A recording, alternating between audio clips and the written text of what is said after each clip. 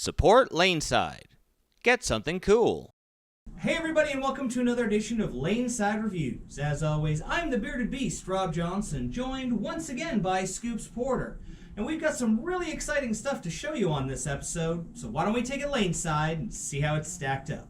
Alright guys, welcome back. We're joined by our speed dominant player, Wayne. He's bowling on that easy house shot. Now, this command, solid. The second in the line. Very, very strong cover. What's the name of this cover? ARS. ARS? ARS. A-R-S? A-R-S. What does that stand for? Angular Reactive something or other. System. One of those things. System, yeah. Angular I got reactive it. system, yes. Yeah, nice. This is a really strong, smooth cover stock, as opposed to what we've seen from the last couple of releases from Columbia that were a Pearl in the was it the Movement or the Moment? Yeah, one of those two. It was those were kind of medium. This is a beefy ball. Yes, yeah. For our speed dominant player, you can see he's playing this one pretty straight. I know that this is a higher RG core. Not high RG, but higher. It's higher, yeah. It's technically medium. Yeah. It's a very strong flaring ball, very asymmetric. This actually strikes me almost as a benchmark ball. Yeah, it fits in that area. Now, maybe it's our lanes. Maybe it's what we're bowling on. You see how tight he is with it. It just seems to get down lane. That core gets a little bit farther down lane. Yeah. It flares really strong, so it's eating up a lot of energy in the oil. I thought it would hook more than this. I don't mind it. Yeah, no, it's a very controlled motion. It's not turn left, kick off. Yes. Kind of motion that you would think out of a angular reactive system cover stock. Well, yeah, it's and like you said, the numbers. It's just Now I gotta be honest. I find that really weird. A solid, with an angular reactive cover stock. Yeah. I guess what they're saying is it's more angular. It's a faster response than what we'd see traditionally in a lot of these style. Yeah.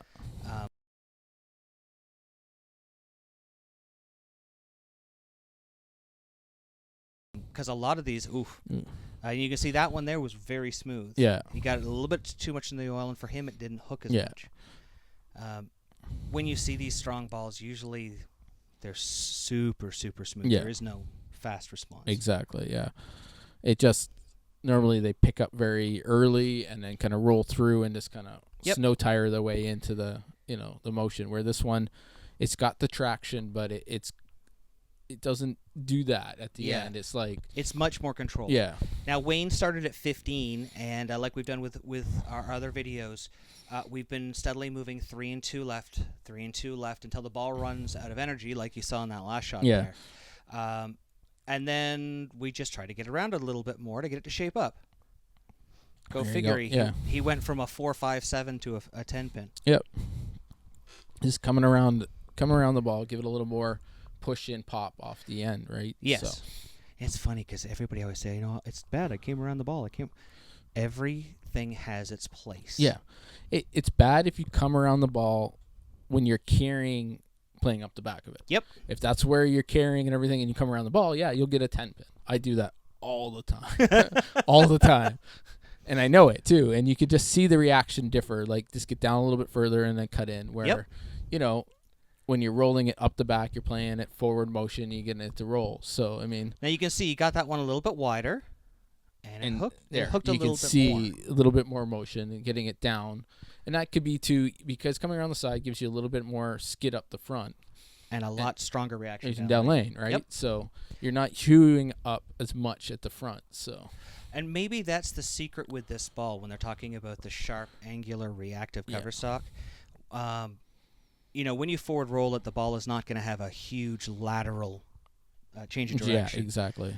That one there definitely hooked a lot more than the shots before. So maybe we are seeing some angular solids. It's so weird. We all grew up, pearl, angular, solid, not angular. Yeah. Plastic straight. And that was a good one. You can see Look at it's his starting to carry shape there. much Yeah. more. Yeah. So as always, we try to show you, your left-hander, Yeah. and compare it towards our benchmark ball. As always, is going to be the bonus. You can see that one go down, just come up. Yeah, I really good see motion, this. yeah. I know it says it's an angular ball, but this really feels like a benchmark plus. Like Yeah. it's a benchmark with more Yeah. versatility. The attraction ball kind of get into that area where, it seems to grab and everything, which is good when the lanes break open a little bit for your traditional ones. Now, next we go to you. And give me your impressions of this ball, because I know that when we were done reviewing them, Yeah. this one went straight in your bag. Yeah. I liked the motion. It wasn't, like I said, I'm not super...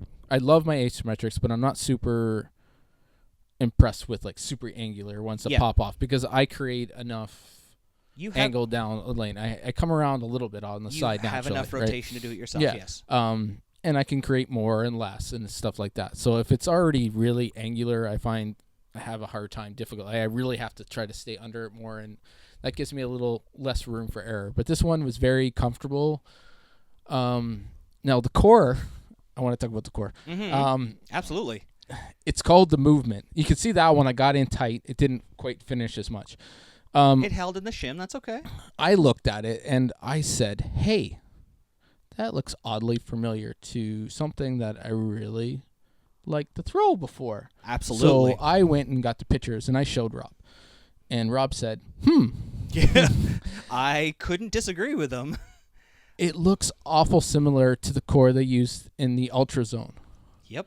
From Brunswick back in the 90s. And, I mean, if you compare them, they are rotated a little bit. But, I mean, that core became illegal. Yep. Because of the differentials and the changes RG in everything, RG, so they've modified it, but it is a very similar. And to me, it has a very similar shape to it. Yes. And I love that ball, and it was one of my go-to balls when I struggled. Mm-hmm. And having this one in my bag, I've already done that multiple times. Yep. So, I mean, it's a very, like we talked about in Wayne's, it's a very controlled. It's not high or low, like you said. It's like your benchmarky ball, and you can keep it right there in front of you. And it's when other balls seem to get a little squirrely on me, I've been going to this one. And well, you started at 15. And you can see that you've made the move, and the last couple of shots have run out of steam here. Yeah. This is, once again, where we're going to start to get around it to see what it does. It's very, very similar to the Ultra Zone. It looks like, with the way that they've adjusted it, they've raised the RG a little bit. Yeah. It's funny because that core also looks very similar to the Phantom that you love. Yes, yeah. Suddenly Nick's like, oh, yeah. Yes. Yeah, well, the original Phantoms had the same core in it. They just brought it back when they did the Ultra Zone and put a reactive cover on it where they were the early reactive and the urethane covers. So, I mean, and so now we have newer technology with a modified version of the core, and they kind of snuck it in on everybody. So if you like the Phantoms, the original Phantoms, and the Ultra Zone, you should check this ball out. Couple of those for you. Yeah, I have a low flare one. I have my original drilling, and then I have a low flare one. Yep. Oh, look at that. You know what? Yeah. That was angular. Yeah. That was pretty. That looked like it came off the spot pretty hard. Yeah. Maybe it's just our eyes not seeing it. Yeah, well, it's hard to see sometimes when you're bowling, right? And it's nice to have this view, and you can definitely see the difference. There you were with our benchmark bonus. Yeah. And now this, when I saw this the first time, you can't really get much more. No. I mean, you're 3 boards, about 3 feet earlier. Yeah. Different motion, but right in the same spot. Yeah, it was beautiful. Now here I am with it. I missed. Yeah. This is a very, very strong cover. And you have a lot more forward roll, like we talked about, too. That's right. So that's another... So when I threw this very first shot with the forward roll here, it basically blew out all its energy in the front end part of the lane, and had nothing down lane. Yeah. Higher RG balls for me, because of my tilt, I find I have a really hard time. This medium RG, Yeah. so higher RG. I tend to struggle a little bit getting them to rev up when I forward roll them. When I come around the side of it to get it shaped more, no problem. Yeah. But I find that the ball really slows down for me when I try to forward roll a medium or a higher RG ball. There are times when you need that, when you don't want the ball to spin up early. Yeah. For me, as the first ball out of my bag, I like something a little stronger. So you can see That was a little better. For that one, I tried to shape it a little bit more Yeah. from my benchmark spot. We finally got some hook out of it. And it took off. Yeah. Yeah. And once again, maybe that is that sharp, reactive. Yeah, it's just like you said, it could be our lanes, our house. Yep. That are, I mean, slightly the layout or something. Like, it's just something we all had to shape it a little bit more to get it. But when you did, it just off the back end, it became super strong. Yes, once you could shape it, you got the shape. When you forward rolled it, it was kind of meh. Yeah, but that's okay because sometimes you want it to do that. Like going into it later in a block or something, if you've been playing up the back of something, you can move into this and it might be there for you. Yep. Right? So you can see I've moved again with shaping it to try to get it in there. Now it's a little bit later for me. That's that higher RG waiting to spin up a little bit more. So this one, very honest, I struggled throwing this ball. Yeah. For me, with my lower tilt and my forward roll, I probably wouldn't like this one in this spot. Yeah. If there was more oil, I could definitely shape it a lot more. Yeah. And I'm going to be honest, I am also, the last couple of weeks, with my new strength that I found, it's a lot of adjustment for me getting used to it. I have never been in a spot where I could throw, well, not for years, that I throw a ball through a break point with speed. Yeah. So and at our house, that can happen very easily too. And if you're not careful, but that was better. See, that was nice. Yeah. And that's the thing is, it's every ball has its place. Yep.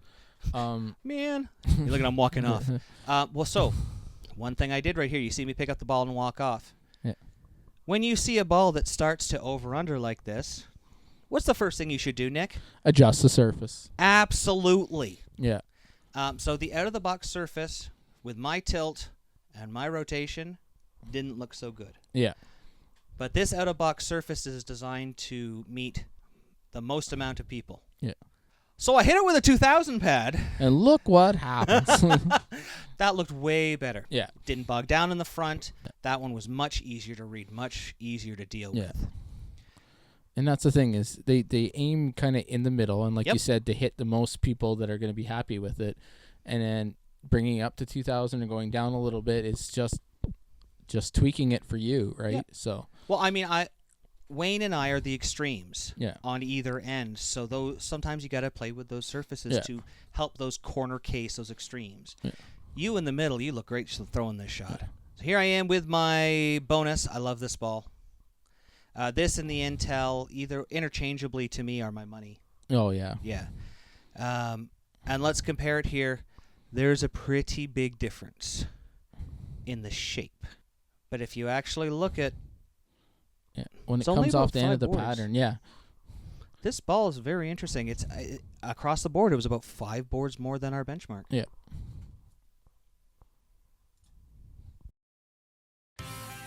Thanks for watching. Don't forget to like and subscribe and turn on notifications so you never miss a show. So until next time, guys, we'll see you laneside.